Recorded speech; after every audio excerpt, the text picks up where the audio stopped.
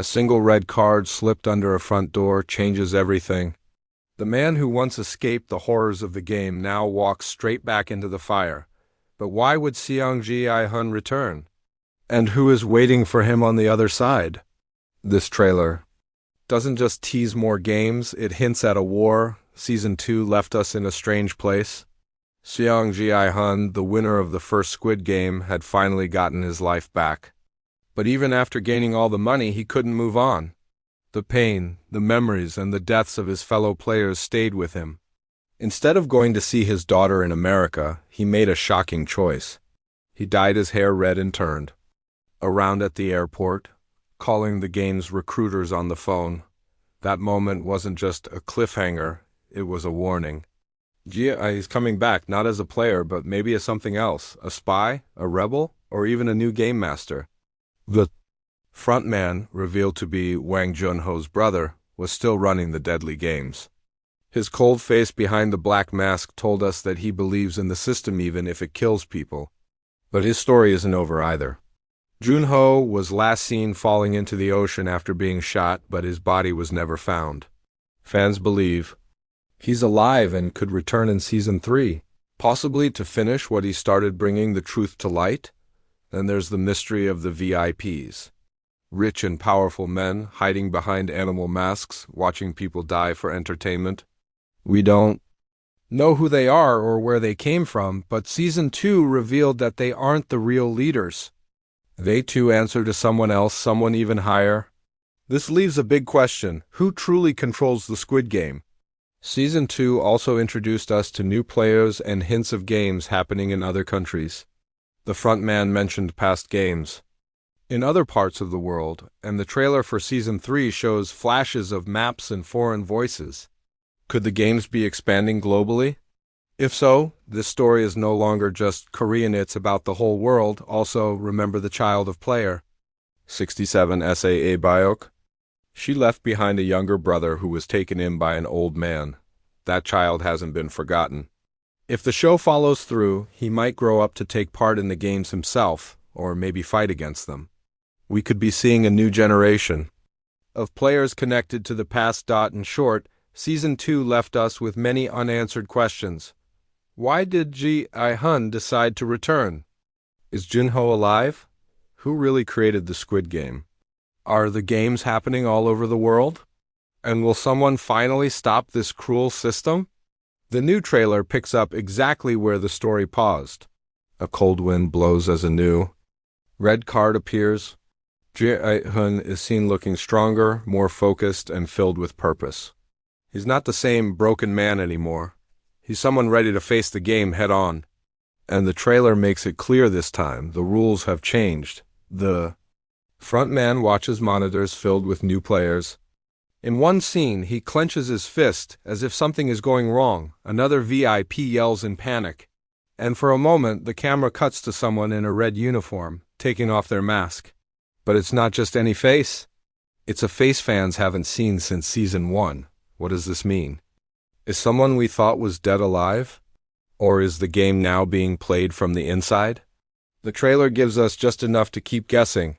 But what's clear is that Season 3 is not just a repeat of old games. It's something new. Something darker. And if the final game is already being teased as the most shocking yet, we better be ready.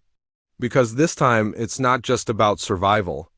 It's about breaking the system, blood on the floor, silence in the arena. Two players face each other, but no weapons are given. Just a chair and a choice. This is not a normal game. This is psychological war. The final game shown in the Season 3 trailer is not what anyone expected. And it might be the most dangerous one yet. The trailer gives us only a few seconds of footage from the final game, Game 6, but those seconds are enough to create a storm of theories online. We don't see giant playground toys or running tracks this time. Instead, we see a small, dimly lit room with two players locked inside. The walls are covered in numbers. There's a large countdown timer. A table stands in the center with two buttons. And on the back wall, a phrase written in blood. One must choose for both to live. This is where the tone changes. Unlike the loud, flashy games we saw before, red light, green light, tug of war, and the glass bridge, this game feels quiet, cold, personal. It doesn't look like it tests speed or strength. It looks like it tests trust. Some fans believe this game is a test of morality. The trailer shows one player crying while the other stares without emotion. Maybe one must make a sacrifice, or maybe it's a lie. Maybe pressing the button means betraying the other. There's also a close-up of a small coin spinning on the table, similar to the one the recruiter used when first meeting Ji-hun in Season 1. Could this mean chance plays a role? Or maybe the coin is a test. Hits, you die. Tails, you survive. Another shot shows a figure watching from behind a one-way mirror. The front man, or someone else? The players don't know they're being watched. That makes the game feel even more twisted. Are their choices being judged? Or is someone using their pain for entertainment again? Some fans even think this final game is rigged. In a flash frame, we see a blurry screen behind the players showing a list of names, and one name is already marked with a red line. Is the outcome already chosen? Is someone lying about this being a fair game? This final challenge may not be physical, but it might be the most emotionally painful yet. Players who survive 5 rounds of horror now have to decide, will I hurt someone else to live? Or will I die hoping they choose to save me? There's also a new rule shown for a split second. Failure to act within 10 minutes results in death. That changes everything. No time to think, no room for doubt. The pressure is enough to break even the strongest mind. It's not about who's better, it's about who's willing to live with their choice. The trailer shows one final image, a hand reaching toward the button, ... Then it cuts to black, ... We don't know who pressed it. We don't know what happened after. But we know this much: Game 6 will be the most unpredictable and disturbing challenge yet. It's no longer about physical games. It's about the human heart and what people will do when there's no one left to trust. This is not just a game anymore. It's a final test of the soul. Asterisk, a shadow steps into the light, and it's not who anyone expected. In a single blink, the trailer shows a familiar face we all thought was gone forever. But now they're back and wearing red. Are they a player again? A guard? Or something even more dangerous? The trailer for Squid Game Season 3 wastes no time introducing new characters, but it also brings back some very familiar faces. This time, the line between enemies and allies seems more blurred than ever before. Let's start with the new ones.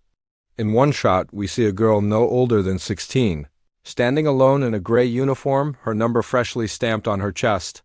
She looks terrified. Behind her, an older man, calm, cold, and oddly silent, places a hand on her shoulder. He's not comforting her, he's controlling her.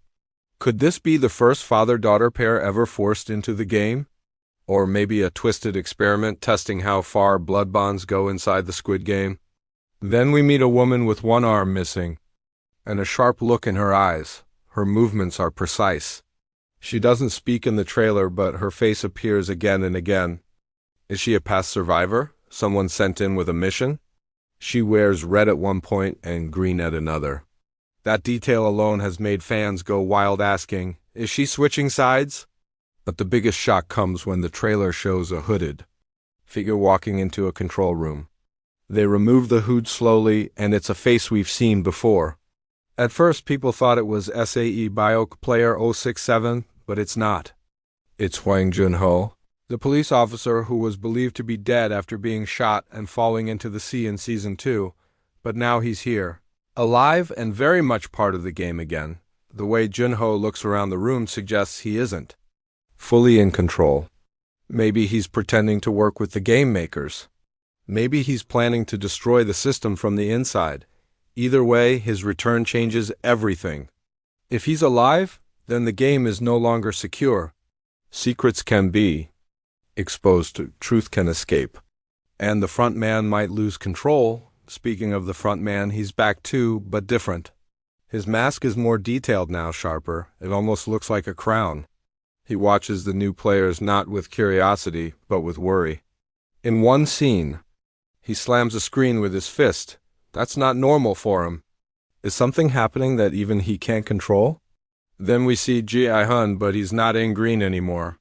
He's in a full black suit, standing on a rooftop, watching new players being moved into the game. His expression is empty, not angry, not scared, just focused. He's not here to win this time. He's here to destroy it. The red hair is gone. His eyes are cold. It's not the Ji-hun we knew. It's someone else entirely. A quick flash also shows a group of people in blue uniforms different from guards or players. Are they new staff? Or a new level of watchers above the VIPs? One of them has a tattoo of the Squid Game symbol on their wrist circle, triangle, square. It's burned into their skin. This could mean they've played before, and now they're back in a new role. Season 3 is clearly bringing in fresh faces, but with strong emotional ties. Some are here by force, some by choice, some for revenge. The cast isn't just bigger, it's deeper. Every new character seems to hold a secret. Every returning face has changed. This isn't just about survival anymore. It's about payback, exposure, and war inside the system. And if the old players have returned with new knowledge, the game makers should be afraid. Because this time, the players may not be playing to win.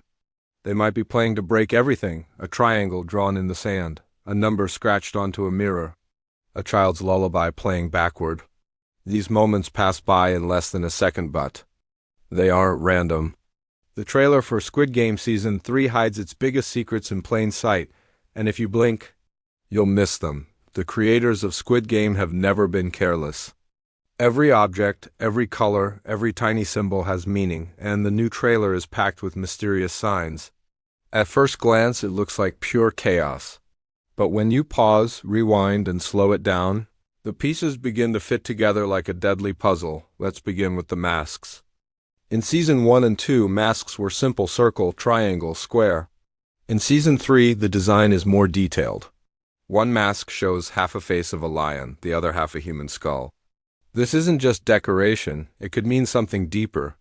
The lion stands for control, the skull means death. Combined, it tells us the people behind the game believe they control life and death itself. Another scene shows the wall behind the players during Game 6. On the bricks, numbers are burned in, not written. They're hard to catch, but some fans have zoomed in and matched them to player IDs from Season 1. That means someone is tracking survivors or maybe repeating tests on people related to past players. Is this a sign the games are connected by blood? There's also the strange use of light in the trailer.